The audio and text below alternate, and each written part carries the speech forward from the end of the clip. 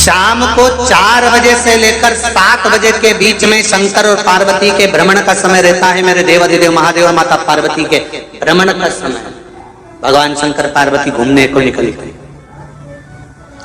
इसलिए हमारा सनातन धर्म कहता है शाम के समय पर माताओं को झाड़ू नहीं लगाना चाहिए, शाम के समय पर माताओं को चूड़ी बिछिया नहीं बदलना चाहिए, शाम के समय पर माताओं को मांग में सिंदूरा नहीं भरना चाहिए, शाम के समय पर माताओं को बाल नहीं बांधना चाहिए, शाम के समय पर माताओं को चौखट पर नहीं बैठना चाहिए। उसका कारण क्या है?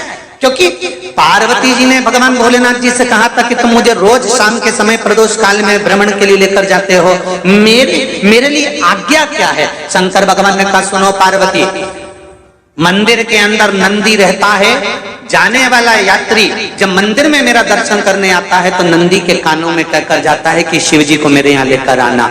मैं नंदी के अनुसार उनके घर जाता हूँ, मेरा काम है उनका कल्याण करना और तेरा काम है उनके घर की नारी को अखंड सौभाग्यवती का वर प्रदान करना, ये तेरा काम।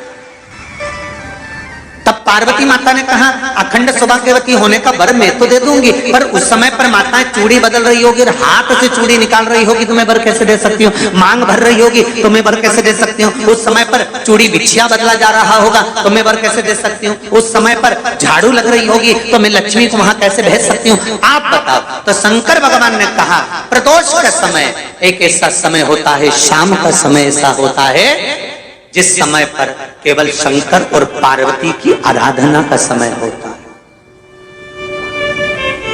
हम तो कई लोगों से कहते हैं अगर आपके यहाँ संपदा नहीं आ रही है, बहुत मेहनत कर रहे हो, फल नहीं मिल रहा, कहीं नौकरी, कहीं सर्विस या कहीं व्यापार या व्यवसाय में कहीं तकलीफ आ रही है, हम सबसे कहते हैं शाम का समय पकड़ लो, शंकर जी के मंदिर में दिया लगाना प्रारंभ कर दो। शिव मंदिर में अगर दिया नहीं लगा रहे हो तो बेलपत्री के पेड़ के नीचे दिया लगा। बेलपत्री और शंकर जी के मंदिर में दिया नहीं लगा रहा तो शंकर जी के मंदिर के बाहर चौखट पर दिया लगा।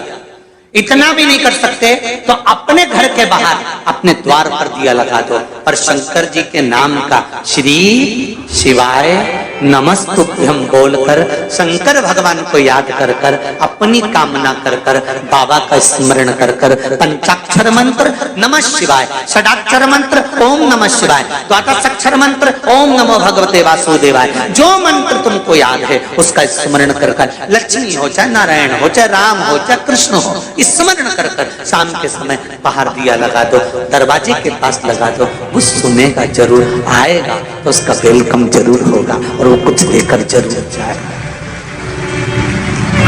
नियम तो बनाओ, उसकी चौखट पर जाकर कहना प्रारंभ।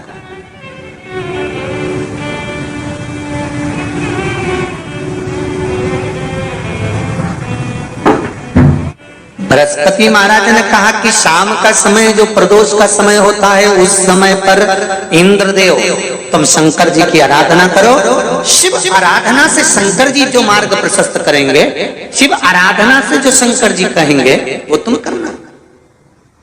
ठीक है, आराधना करी बाबा भोलेनाथ जी।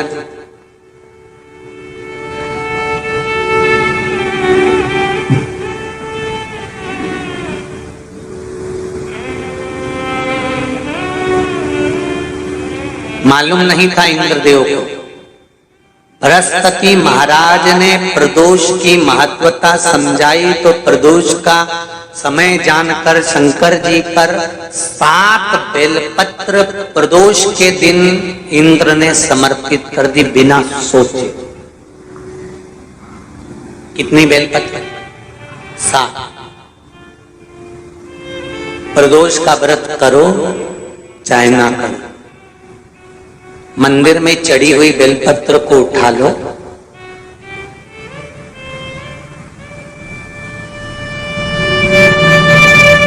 बेलपत्र का ब्रह्म कमल बना लो,